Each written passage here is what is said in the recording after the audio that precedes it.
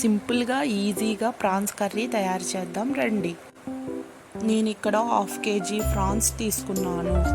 Stove on చేసి బాండీ పెట్టి ఆయిల్ వేయాలి. ఆయిల్ వేసిన తర్వాత గ్రీన్ చిల్లీ, ఆనియన్ యాడ్ చేయాలి. Green chilli, onion golden brown colour వచ్చే వరకు కలుపుకోవాలి. ఆనియన్ గోల్డెన్ బ్రౌన్ కలర్ వచ్చిన తర్వాత జింజర్ గార్లిక్ పేస్ట్ యాడ్ చేయాలి. నేను ఇక్కడ జింజర్ గార్లిక్ పేస్ట్ ఎక్కువే యాడ్ చేశాను, ఎందుకంటే నాన్ వెజ్ కర్రీస్లోకి గార్లిక్ పేస్ట్ ఎక్కువ ఉంటేనే టేస్టీగా ఉంటుంది. జింజర్ గార్లిక్ పేస్ట్ యాడ్ చేసిన తర్వాత చిటికెడు పసుపు యాడ్ చేయాలి. దీనివల్ల అల్లం పచ్చివాసన పోతుంది. అల్లం పేస్ట్ కూడా అడుగంటగా మనం క్లీన్ చేసి పెట్టుకున్న ప్రాన్స్ని యాడ్ చేయాలి. తర్వాత అల్లం పేస్ట్ మొత్తం పట్టేటట్టు తిప్పుకోవాలి. తర్వాత సాల్ట్, రెడ్ చిల్లీ పౌడర్ టేస్ట్కి తగినట్టుగా యాడ్ చేసుకోవాలి. రెడ్ చిల్లీ పౌడర్, సాల్ట్ రొయ్యలు మొత్తం పట్టేటట్టు తిప్పుకోవాలి. తిప్పుకొని మూత పెట్టుకోవాలి.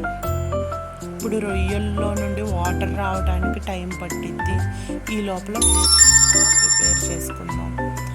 మసాలాకి ధనియాలు, దాచిన చెక్క, లవంగాలు, వెల్లుల్లి రెబ్బలు గ్రైండ్ చేసుకుందాం.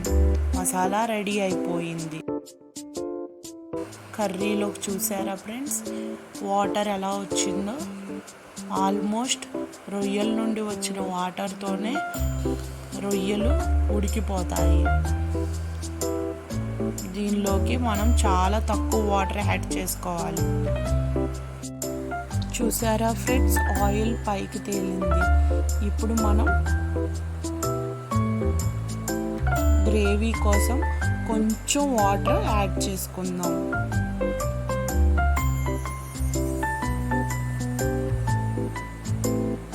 యాడ్ చేసిన తర్వాత మూత పెట్టేసి ఒక 5 minutes ఉడకనిద్దాం.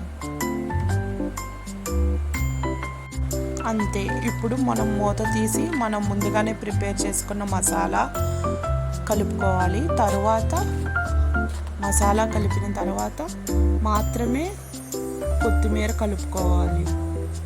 అప్పుడే కర్రీ టేస్ట్ బాగుంటుంది. అంతే, టేస్టీ యమ్మీ ప్రాన్స్ కర్రీ రెడీ అయిపోయింది. ఇప్పుడు సర్వ్ చేసుకుందాం. ఇక్కడ మా హస్బెండ్ అయితే సూపర్ టేస్టీగా ఉందని చెప్పారు. మీరు కూడా ట్రై చేసి కామెంట్ చేయండి. ఈ వీడియో మీకు నచ్చినట్టయితే లైక్ చేయండి, షేర్ చేయండి.